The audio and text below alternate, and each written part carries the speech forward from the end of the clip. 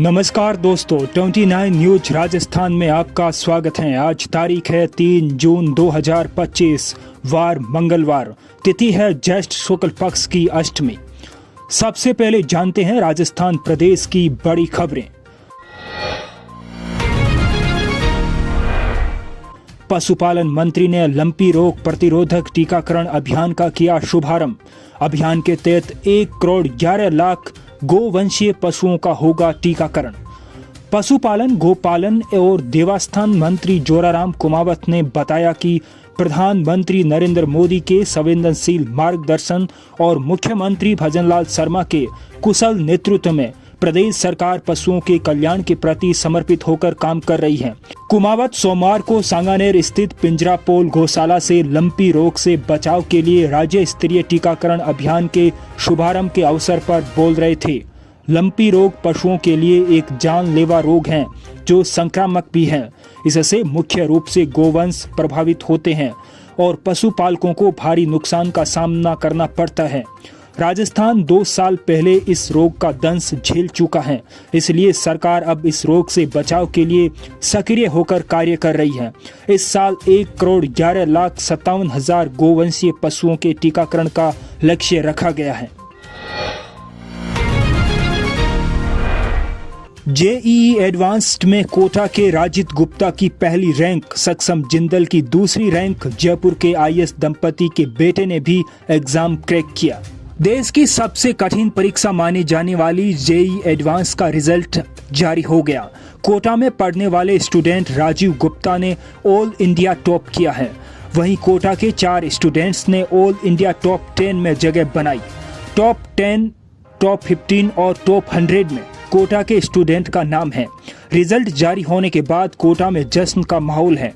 Coaching इलाकों में ढोल नगाड़ों पर स्टूडेंट जमकर झूमते नजर आए। कोटा के महानगर थर्ड के रहने वाले राजित गुप्ता के पिता दीपक गुप्ता कोटा में ही बीएसएनएल विभाग में इंजीनियर हैं। राजित की मां डॉक्टर श्रुति अग्रवाल कोटा के जेडीबी गर्ल्स कॉलेज में प्रोफेसर हैं। सीनियर आईएएस आलोक का निधन, मुख्यमंत्री और पूर्व मुख्यमंत्री ने दी श्रद्धांजलि। राजस्थान केडर के आईएएस आलोक का लंबी बीमारी के बाद सोमवार को निधन हो गया। वे राजस्थान में ऊर्जा विभाग के अतिरिक्त मुख्य सचिव के पद पर कार्यरत थे। हालांकि बीमारी के चलते वे लंबे वक्त से ऑफिस नहीं आ रहे थे। आलोक 93 बैच के आईएएस थे। मुख्यमंत्री भजनलाल शर्मा ने अतिरिक्त मुख्य सचिव आलोक के निधन पर गहरा शोक व्यक्त किया। मुख्यमंत्री ने कहा कि भारतीय प्रशासनिक सेवा के अधिकारी के रूप में उनकी सेवा कार्मिकों के लिए प्रेरणा स्रोत रही। शर्मा ने दिवंगत पुण्यात्मा को अपने परम धाम में स्थान देने और शोकाकुल परिजनों को यह दुख सहने की शक्ति प्रदान करने के लिए ईश्वर से प्रार्थना की। राजस्थान में तेजी से बढ़ने लगा कोरोना। आज 100 से ज्यादा होंगे मरीज, सबसे ज्यादा केस इस जिले में। राजस्थान में आज कोरोना के पॉजिटिव मरीज 100 से ज्यादा हो जाएंगे।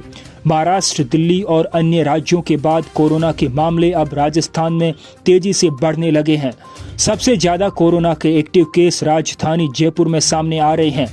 जयपुर में 50 से ज्यादा कोरोना के मरीज हैं, जिनकी संख्या लगातार बढ़ रही है। इसके अलावा अन्य जिलों में भी कोरोना के मामले बढ़े हैं। जयपुर का ऐतिहासिक टाउन हॉल राज परिवार को देने की मांग, याचिका पर राजस्थान सरकार को नोटिस। सुप्रीम कोर्ट ने राजस्थान सरकार को नोटिस जारी कर जवाब मांगा है। यह नोटिस राजमाता पद्मिनी देवी, दिया कुमारी और सवाई पद्मनाभ सिंह की याचिका पर जारी किया गया। याचिका में जयपुर के ऐतिहासिक टाउन हॉल में ढांचागत बदलाव पर रोक लगाने और यथास्थिति बनाए रखने की मांग की गई है।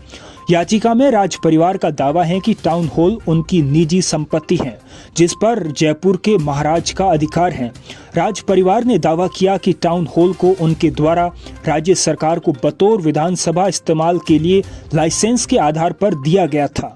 अब राज्य विधानसभा नई इमारत में शिफ्ट हो गई है, जिसके चलते लाइसेंस निरस्त हो गया है। ऐसे में राज परिवार ने फिर से टाउन हॉल का कब्जा राज परिवार को देने की मांग की है। राजस्थान में मौसम बदला, जयपुर समेत 6 जिलों में बारिश, हनुमानगढ़ में तेज आंधी से साइन बोर्ड से टकराई बाइक, युवक की मौत, पत्नी घायल। राजस्थान में आज से पश्चिमी विक्षोभ एक्टिव हो गए हैं। इसके असर से सोमवार दोपहर कई जिलों में मौसम बदल गया। जयपुर, बीकानेर, चूरू, हनुमानगढ़, भरतपुर और श्रीगंगानगर में बारिश हुई। वहीं चूरू में तेज आंधी चली। सीकर में आंधी चलने के साथ घने बादल छा गए। अब जानते हैं देश की बड़ी खबरें। सिक्किम में मिलिट्री कैंप पर लैंडस्लाइड, 3 जवानों की मौत, 6 लापता। पूर्वोत्तर राज्यों में बारिश और बाढ़ से अब तक 37 की गई जान। सिक्किम में रविवार शाम 7 बजे एक मिलिट्री कैंप भारी बारिश के बाद लैंडस्लाइड की चपेट में आ गया। इसमें 3 जवानों की मौत हो गई, जिनके शव बरामद हुए हैं। 4 लोगों को मलबे से जिंदा निकाला गया, उन्हें मामूली चोटें आई हैं। 6 जवान अभी लापता हैं। सर्च ऑपरेशन जारी है। सेना ने सोमवार को घटना की जानकारी दी और बताया कि जिन जवानों के शव मिले हैं उनकी पहचान हवलदार लखविंदर सिंह, लांस नायक मनीष ठाकुर और पोर्टर अभिषेक लखाड़ा के रूप में हुई है। दूसरी तरफ सिक्किम के लाचेन और लाचुंग में 30 मई से फंसे 1000 से ज्यादा पर्यटकों को भी रेस्क्यू किया गया। सिक्किम सहित पूर्वोत्तर के राज्यों में पिछले 4 दिनों से भारी बारिश हो रही है। नॉर्वे चेस टूर्नामेंट में गुकेश ने वर्ल्ड नंबर 1 को हराया। गुस्से में कार्लसन ने बोर्ड पर मुक्का मारा। पहले कहा था मुझे हराने वाला कोई नहीं। World champion D Gukesh world number 5 ने नॉर्वे चेस टूर्नामेंट के 6ठे राउंड में वर्ल्ड नंबर 1 मैक्सनल कार्लसन को हरा दिया।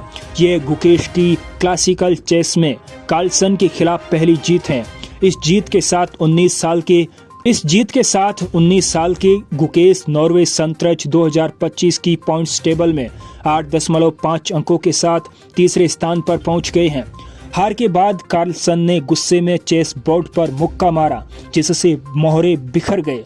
हालांकि बाद में उन्होंने गुकेश से माफी मांगी और उनकी पीठ भी थपथपाई।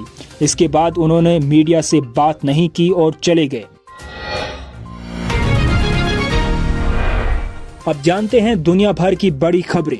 यूक्रेनी हमले के बाद पुतिन का वीडियो वायरल, बोले सूर्य के तापमान तक पहुंचने वाले वारहेड से करेंगे अटैक, सब हो जाएगा राख। यूक्रेन के ड्रोन हमले के बाद रूस के राष्ट्रपति पुतिन का एक वीडियो वायरल हो रहा है। वीडियो में पुतिन ने कहा कि हम यूक्रेन पर ऐसे वारहेड से जवाबी हमला करेंगे जिनकी गर्मी सूर्य के तापमान तक पहुंच जाती है। जाहिर है अगर रूस यूक्रेन पर हमले के लिए आर्सेनिक वारहेड्स का इस्तेमाल करता है तो ये भयानक तबाही मच सकती है। पुतिन का ये वीडियो पुराना बताया जा रहा है, मगर रशिया न्यूज ने इसे 2 जून को शेयर किया है। आज के इस बुलेटिन में इतना ही। कल फिर होगी मुलाकात, तब तक के लिए नमस्कार।